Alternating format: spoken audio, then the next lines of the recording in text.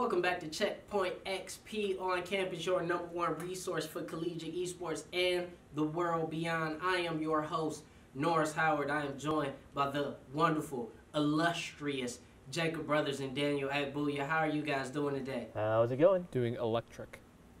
That's right. We're going to talk about a lot of stuff, including one of the first D1 collegiate programs in Michigan dedicated to esports. We're also going to be talking about a whole lot of stuff in terms of sponsorships, in terms of tournament results. But first, we're going to get into exactly that. The League of Legends International College Cup has gone down, and Jacob Brothers, the biggest of brains, who has now expanded his mind into the galaxy of League of Legends.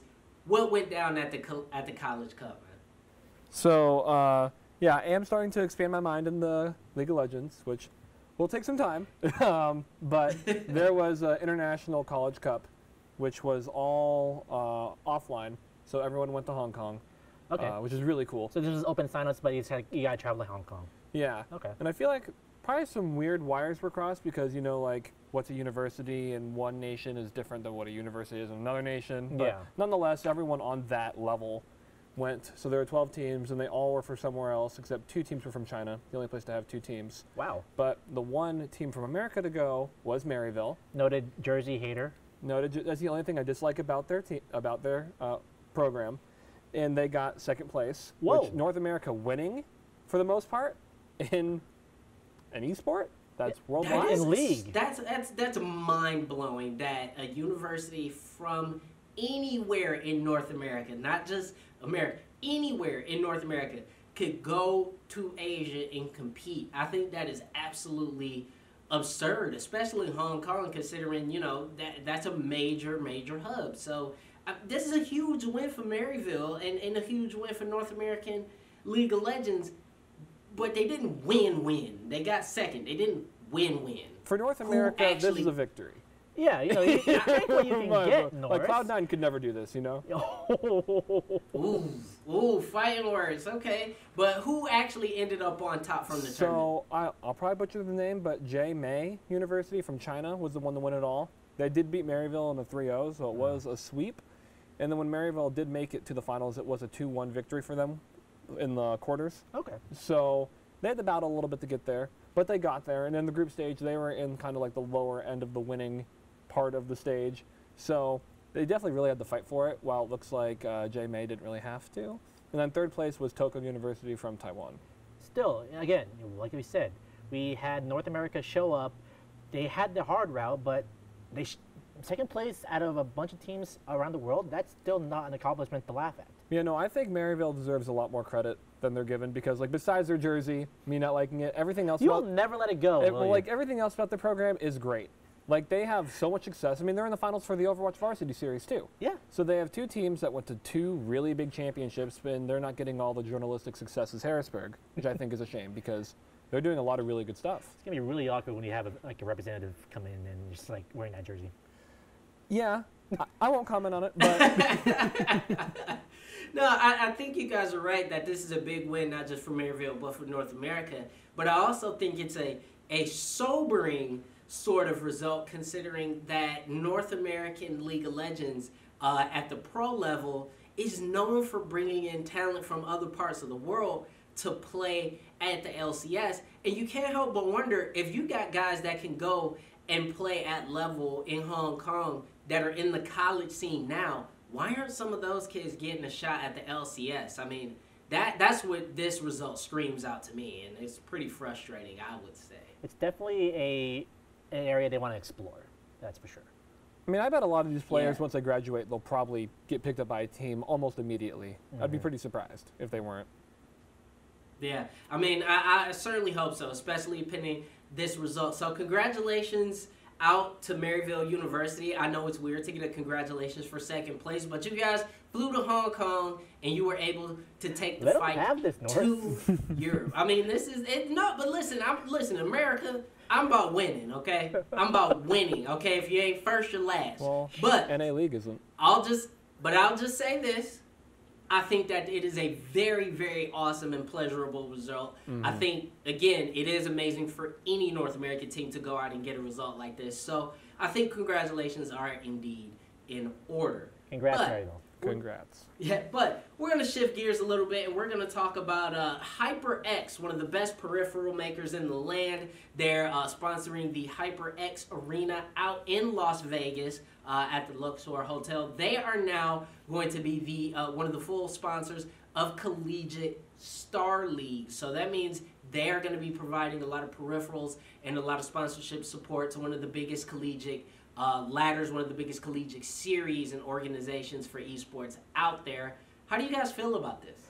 This is actually very exciting because, like they said in the release, they'll be providing equipment for 60 events for Collegiate Star League, including meetups, LAN events, and my personal excitement, the CSL fighting game college collegiate circuit. So, Woo! Yes! We in there. We Yes! in there. FGC, We where did you it. at? We did it. And not only that, they'll When's be- Marvel? Marvel's dead. Let it go. Oh, I'm gonna get so much hate for that. And they'll also be hosting the CSL 2020 Grand Finals at the HyperX Esports Arena, which if you guys have never been to, you gotta check it out. It's an amazing place to be. It will be going on April 17th through 19th. Yep, I'm sure. I mean, I'd be kind of upset if we're not told to go and provided a free ticket. Oh, now you're asking for a lot, but I'm really excited. Listen, I'm just saying, I have nothing to do with that. I can't help you. I can't help you. But I do think this is a really, really cool sort of sponsorship deal. I think, HyperX getting involved at the collegiate scene again begins to show that there is traction here, that it is a thing that people are more and more interested in.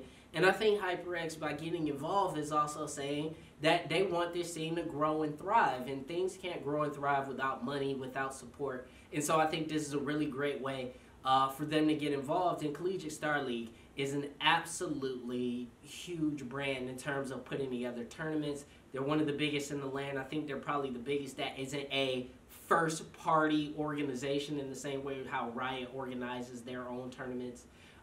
So I think it's really cool, and I'm looking forward to seeing, what sort of really cool brand activations that they would have at any of these events. And by sponsoring a fighting game tournament, I mean, guys, I'm here. I'm ready, man. I'm ready. Let's go. I know Jacob hates this. He hates it. I love it. I watch fighting game tournaments. That's one of the main esports I watch is fighting games. Whenever there's Tekken, I watch it. When there's Smash, I watch it. Whenever there's King of Fighters, he turns it off. Yeah, but that's because there aren't any. Same for Street He's Fighter. not wrong. but I mean, firsthand, I have competed at the esports arena. Using their HyperX stuff, I can confirm it is top notch. I like it. So it's cool that they're providing gear that's so well developed. Yep, I can't wait to see where this goes. Yeah. So that's going to be it for that segment. How do you guys feel about more sponsorship dollars coming into the collegiate esports space? We want to hear from you guys about how you feel. But also, we got a ton coming up on CheckpointXP on campus. We're going to be talking to Phasix, a former Overwatch pro who's moving to college, as well as my conversation with Oakland University's Athletic Director. He's going to tell us all about those guys starting up an esports program in Michigan. So guys, stick around. More coming up from CheckpointXP on campus.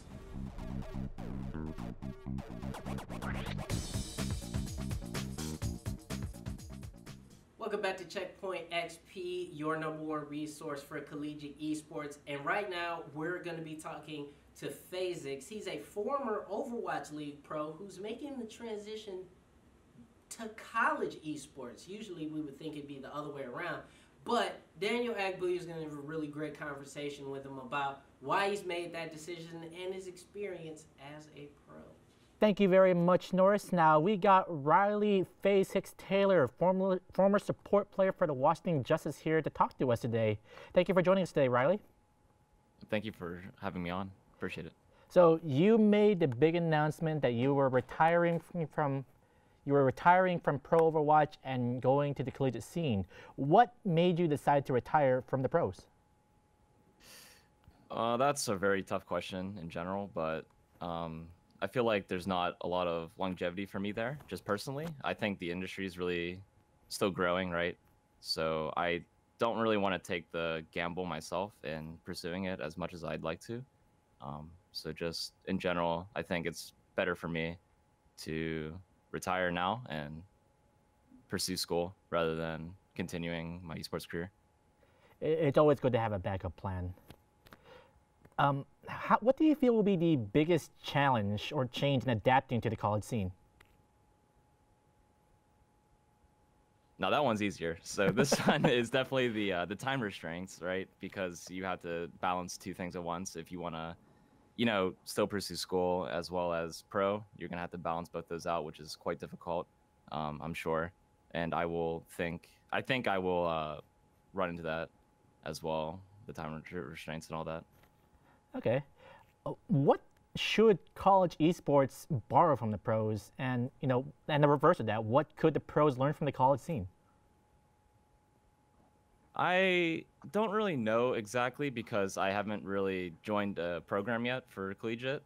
So that one's kind of hard for me to tell on the spot now, but I'm sure like the time management stuff they could learn from, because a lot of times there's a lot of like time wasted in esports right now, I feel like, and a lot of people don't really understand how to maximize their time and all their free time and all that. That's definitely a good lesson to learn while you're in the college scene. And also, why the decision to retire from streaming as well? For streaming, to put it quite simple, I just don't think I'll have enough time. Obviously, with doing the program plus school is going to be quite hard itself. And then streaming on top of that, I don't think I could balance three myself. But to put it a little bit longer than that, I don't really see myself being a streamer in the future. It's just one of those things where I don't know if you ever just know something's not for you eventually. I felt like that with streaming. Like, I do enjoy it. I love it. I love talking to new people. I love networking and all that. But just for me, I just don't see it as like a future for me. You have to make sure you have your priorities straightened out, right? And now that you're moving on to the college scene, what would you say, or at least think, is going to be your overall goal in the collegiate scene? Like TESPA Varsity League, DreamHack. What is it that you want to accomplish while in the college scene? I think for now I'm just gonna dip in and see what catches really. I want to try to cement myself. I said this in my Twitlonger as well. I want to try to cement myself as like the first Overwatch League player to actually join a team as a player. There's obviously some people that were from Overwatch League that joined a program like Harrisburg, for example. You got like Joe Meister and Shake from like Boston Uprising and Philadelphia Fusion, respectively, and they joined as like management / coaches, which is great. But I want to join as like a player and actually participate in the tournaments myself. That's really cool. Now, I know nothing's set in stone yet, but tell us, what schools are you looking at, or what schools have reached out to you in joining them? Right. So this one, obviously, I can't tell you too much because I don't have anything set in stone yet. Schools do take quite a while, obviously, with all the transcript stuff and all that. But so I'm trying to look for a school that offers full ride, because I feel like my resume is good enough for that, especially if I'm already transferring, because I did graduate already from college, 2-year degree. So I'm just looking to transfer and try to finish an undergrad program. But for schools like that, I've been talking to Harrisburg, I've been talking to Akron, I've been talking to a couple other ones, but they didn't really interest me as much because they weren't really offering me as much as I'd like UCI or Mizzou. That's really about it. Other than that, I've been looking at like Akron and Harrisburg mostly. Those are some big names in the collegiate scene. That's super exciting to hear. Okay, so thank you so much, Riley. Where can people hear more from you? Please let us know, share all your Twitter and all that stuff. Yeah, sure. If you care at all, which I don't personally, but if you want to just follow me on Twitter, that's the only thing I really use nowadays. So it's just @Fozix on Twitter. And then other than that, that's all. All right. Thank you so much for joining us today, Riley.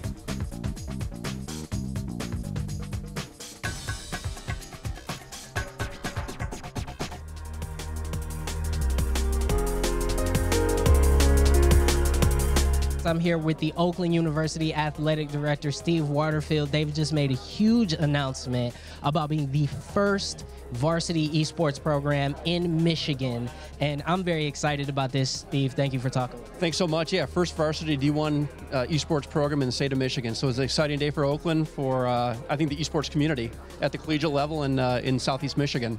Awesome. And so you guys are also partnering with the Renegades. Yes. It's a Detroit-based esports team. Yes.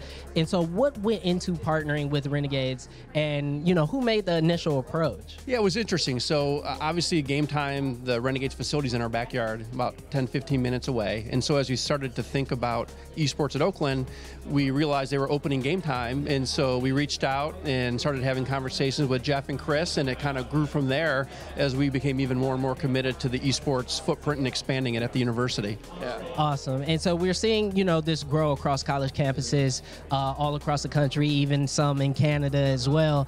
And so when you're talking about fleshing out a new program, this will be completely new. What is the most important thing for you as an athletic director to sort of nail down and get correct, coming right out of the gate? Yeah, I think the key is you need to make sure it's consistent with the university's mission and goals, which it absolutely is. And then the second piece of it now as we grow it is to have people that are subject matter experts in it to help build it and build it the right way. Just like I'm not an expert in basketball or soccer, I'm not an expert in esports. So we're going to hire the right people, rely upon others that know it, and do it the right way, build the foundation and grow it. And speaking about that foundation, you guys announced 3 games that you will be starting in: League of Legends, Super Smash Bros. Ultimate, and Rocket League. What was the calculus into going and choosing those 3 games? I think in looking at League of Legends, it has a growth internationally, worldwide, as do the other 2 sports, but those are the 3 sports that the local high school league here at Game Time participates in, so we thought it would help us kind of create some synergies with those high school teams. And they're also very popular. We're going to focus on blue blood games, and I think there were ones that allowed for the right size of student-athlete team to grow, and after that, we'll see where it goes. And speaking of that, there's a lot of concern in the industry about sort of the pipeline of new talent, especially in North America. South Korea has a decade-long head start on esports compared to the rest of the world. So do you envision in a perfect world a sort of high school to college to pro pipeline, especially considering your new partnerships? Absolutely. Just like with more traditional sports that have been out there, I expected high school, college, pro.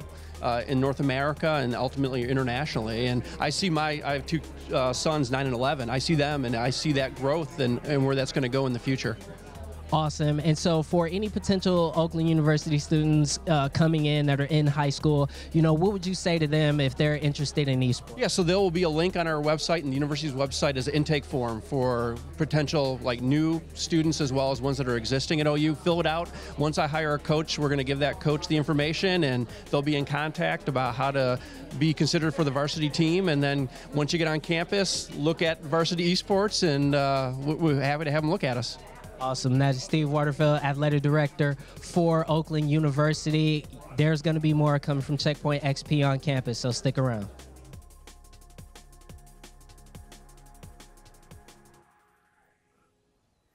Welcome back to CheckpointXP on campus, and unfortunately, this is going to be our last live recording for the year. We're going to be back at the start of the next semester in January, but we wanted to get all the on-camera folks and producers together and get them on camera and talk about some of our favorite stories from 2019, not just that we've covered on this show, but just in general. So we want to go around the table. We're going to start with Daniel. What was your favorite story of 2019? My favorite story of 2019 is the retirement of Reggie Fils-Aimé. Because really? Reggie? Yeah.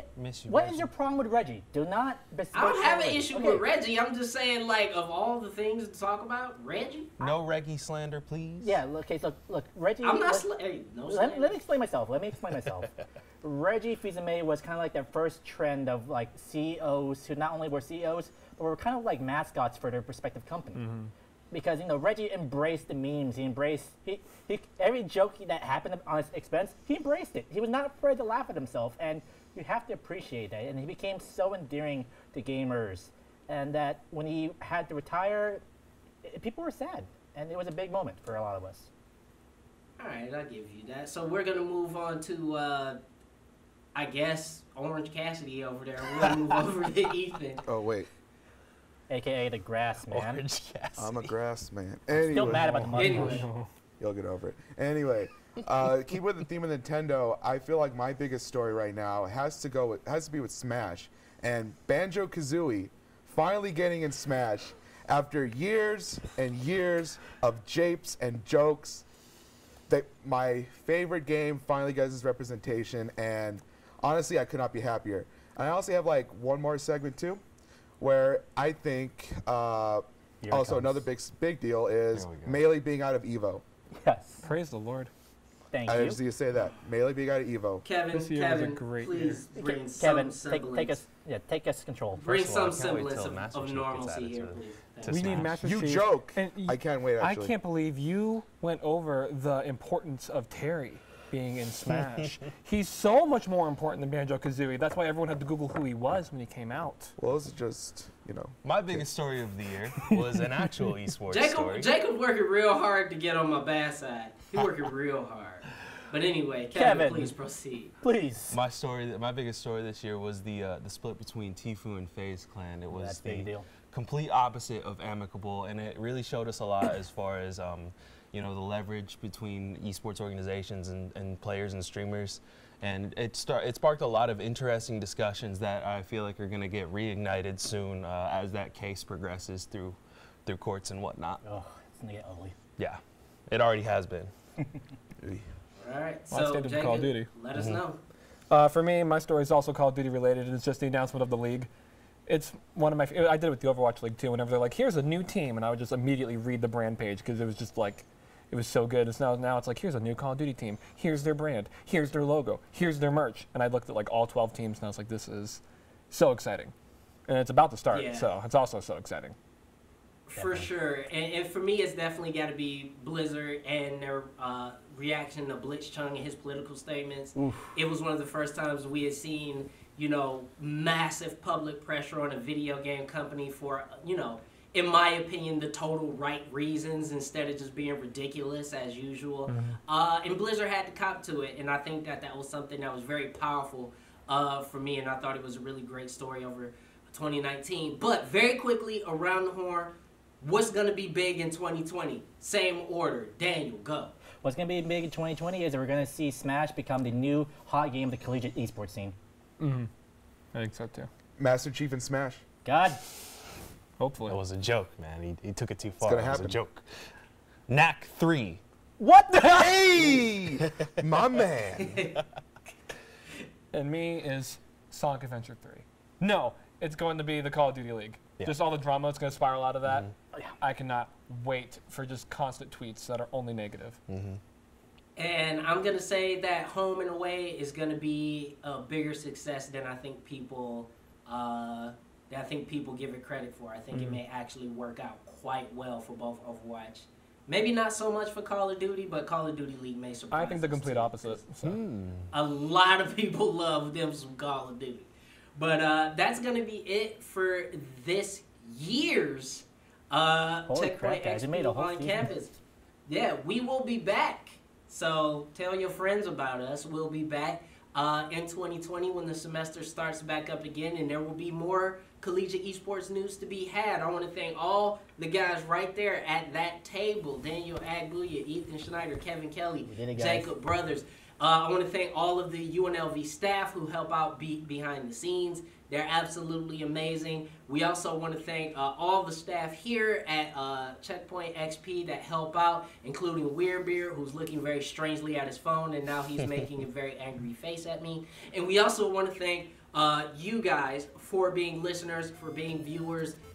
Help us get it to the next level. If you're in college, let us know. We want you to be a part of the story, so stick around, and we will see you in 2020, the future, with more Checkpoint XP on campus. Take care of yourself, guys. I love you. Have a happy Christmas holiday. Great job. Didn't you? Great job. My God.